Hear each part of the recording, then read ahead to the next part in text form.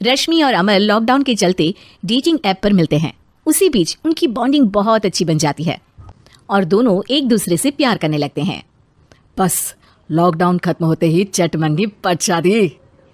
उससे पहले घर में बात तो कर लो। अरे माँ पापा कभी मना नहीं करेंगे। अमर की बात सुन रश्मि खुश हो जाती है। ऐसे ही दिन बीतते हैं और देखते ही देखते लॉकडाउन खुल जाता है, जिसके अगले ही दिन अमर अपने परिवार के साथ रिश्ता लेकर रश्मि के घर पहुंच जाता है।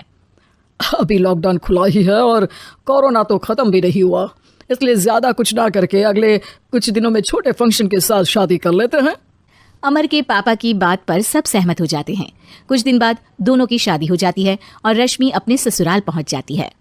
बेटा, शादी तो तूने अपनी मर्जी से कर ली, लेकिन बहू को बोल देना इस घर में हुक्म मेरा ही चलेगा, इसलिए अपना राज जमाने की कोशिश भी ना करें। माँ, रश्मि को यहाँ सिर्फ प्यार, आशीर्वाद और अपनापन चाहिए, पैसा या राज नहीं। बेटी की बात पर सास मुंह बनाए वहां से चली जाती है और अब वो हर रोज रश्मि को परेशान करना और ताने देना शुरू कर देती है।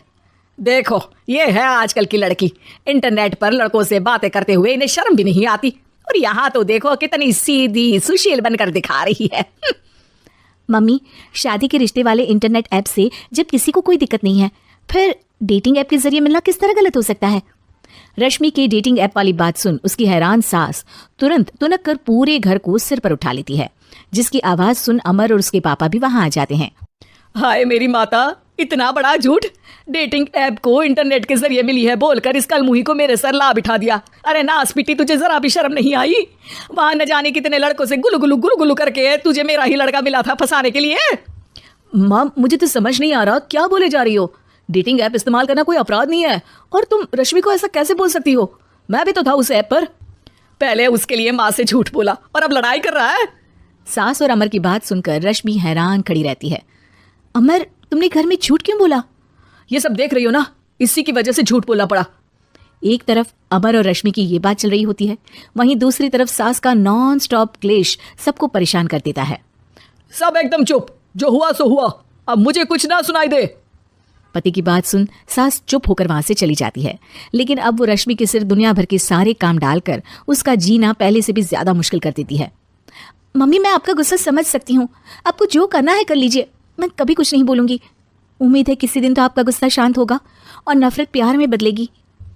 रश्मि की अच्छाई को उसका नाटक समझकर सास गुस्से के 7वें आसमान पर चढ़ जाती है और उसी शाम रश्मि को नीचा दिखाने के लिए अपनी सहेलियों को घर बुलाकर उसकी बुराइयां करने लगती है। अरे कौशल्या, क्या बताऊं, आजकल के बच्चे ना बहुत एडवांस हो गए हैं।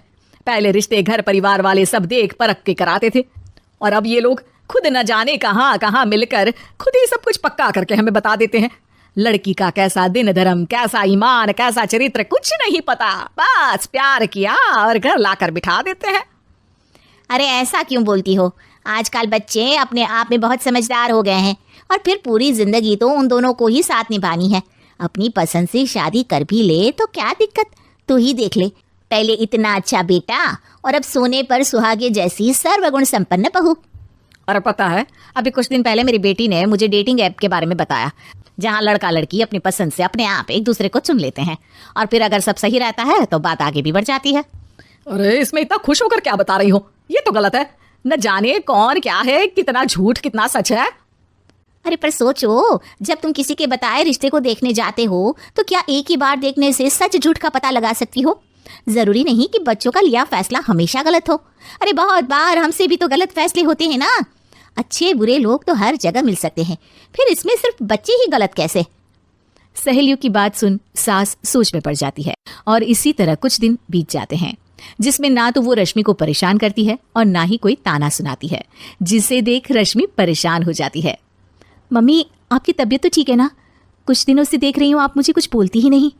तो मेरा परेशान करना ज्यादा अच्छा लगता है क्या? नहीं, आपकी शांति उससे ज्यादा परेशान कर रही है। शांति इसलिए है क्योंकि मुझे एहसास हो गया है कि गलत तुम लोग नहीं, मेरी सोच है। प्यार तो एक सुंदर एहसास और शादी खूबसूरत साथ है। अगर ये साथ सच्चा है तो कहीं पर भी किसी भी तरह जुड़ा हो, उससे कोई फर्क नहीं पड़ता। आप कौन है? इतनी अच्छी बातें मेरी पत्नी तो नहीं बोल सकती।